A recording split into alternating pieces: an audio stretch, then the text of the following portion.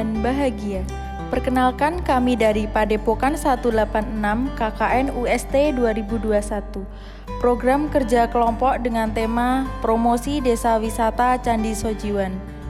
Yogyakarta terkenal sebagai wisata yang mempunyai banyak candi, tetapi banyak wisatawan domestik maupun mancanegara hanya mengenal Candi Borobudur, Candi Prambanan, dan Candi Ijo saja.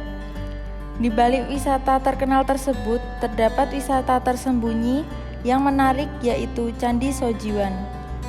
Candi Sojiwan terletak di Desa Kebon Dalem Kidul, Kecamatan Prambanan, Kabupaten Klaten. Candi ini merupakan salah satu candi Buddha yang termasuk di kawasan Prambanan. Berdasarkan beberapa penelitian, Candi Sojiwan dibangun semasa dengan candi-candi di dekatnya, yaitu pada abad 9-10 Masehi. Balai Pelestarian Cagar Budaya Jawa Tengah telah selesai memugar dan menata lingkungan sehingga menjadikan candi begitu indah. Candi Sojiwan memiliki keunikan. Keunikan ini berasal dari beberapa panel relief yang bercerita tentang cerita-cerita binatang. Jika dipahami lebih dalam, cerita-cerita ini menyampaikan pesan-pesan moral yang tidak lekang oleh waktu. Pesan-pesan moral ini juga sangat berguna untuk menjalani kehidupan sehari-hari. Setelah dilakukan penelitian, terdapat beberapa temuan menarik, salah satunya adalah parit keliling. Parit keliling ini sebagian berada di pemukiman warga.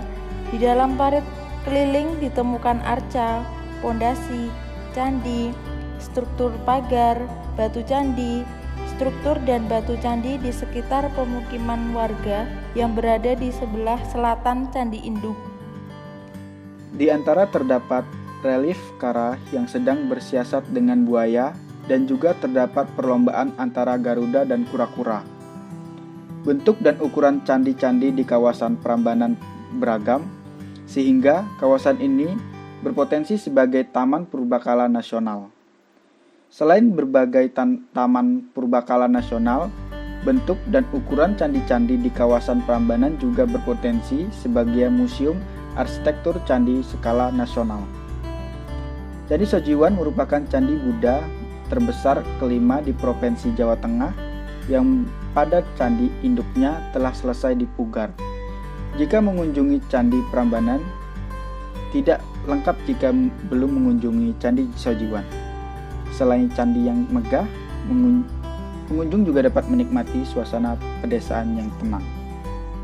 Di luar parit keliling, terdapat beberapa temuan lapas berupa batu candi yang tersebar di Dusun Sojiwan dan Kalongan, terutama di sebelah timur dan selatan kompleks Candi Sojiwan.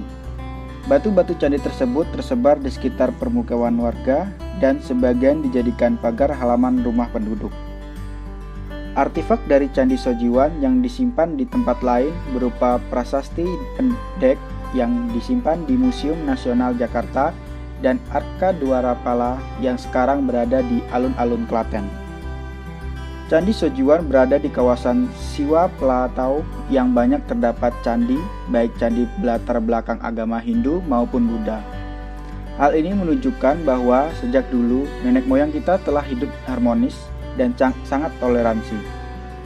Nilai-nilai toleransi ini sangat dibutuhkan masyarakat Indonesia sekarang ini, mengingat kita berbeda-beda keyakinan.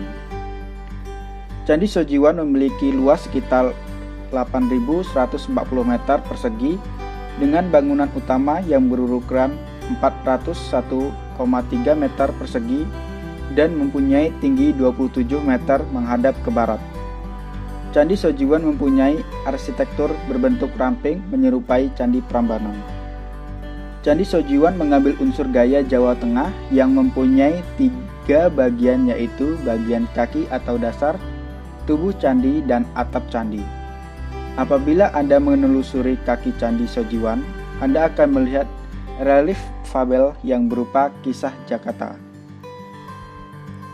Candi ini bergaya arsitektur Jawa Tengah abad ke-9, terdiri atas 3 bagian, kaki atau dasar, tubuh candi, dan atap candi.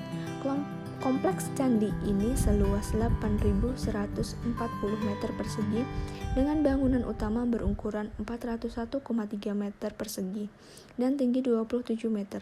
Candi ini menghadap ke barat. Ditemukan arca dua rapala yang sudah rusak dan kini tersimpan di pos penjagaan di kompleks candi ini. Pada kaki candi ini terukir reliefable kisah satwa cetaka mengelilingi kaki candi. Tengah candi di sisi timur diapit arca Makara. Hanya satu yang masih utuh, satu Makara lainnya sudah hilang. Pada ujung atas tangga terdapat gawang pintu gerbang berukir kala. Tubuh candi aslinya penuh berukiran sulur-sulur, akan tetapi karena banyak batu yang hilang, maka batu pengganti polos yang dipasang. Ruang bilik dalam kini kosong, hanya terdapat relung dan sisingaan yang aslinya mungkin menyimpan arca Buddha atau Bodhisattva yang kini sudah hilang. Satu arca Buddha yang telah rusak dan hilang kepalanya ditemukan di candi ini dan kini tersimpan di pos penjagaan candi ini. Atap candi bersusun 3 dan bertingkat-tingkat. Pada tingkatan ini terdapat jajaran stupa-stupa. Bagian puncak candi dimahkotai stupa yang besar. Menurut beberapa pasar prasasti yang sekarang disimpan di Museum Nasional Republik Indonesia di Jakarta, Candi Sojiwan kurang lebih dibangun antara tahun 842 dan 850 Masehi, kurang lebih pada kurun waktu yang sama dengan Candi Pelausan di dekatnya.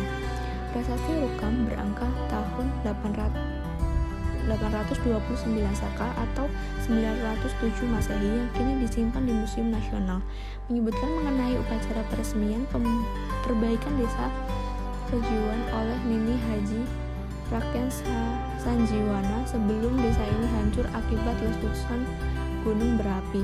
Sebagai balasannya, warga desa Rukam diberi kewajiban menjaga dan memelihara bangunan suci yang terletak di Limbung. Bangunan suci ini kemudian dikaitkan dengan Candi Sojiwan.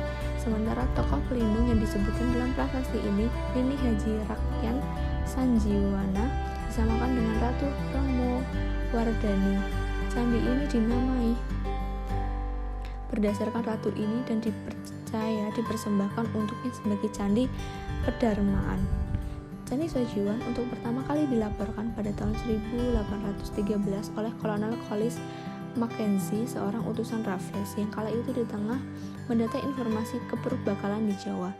Ia sedang meneliti peninggalan-peninggalan kuno di sekitar daerah Prambanan, menemukan sisa-sisa tembok yang mengelilingi candi ini.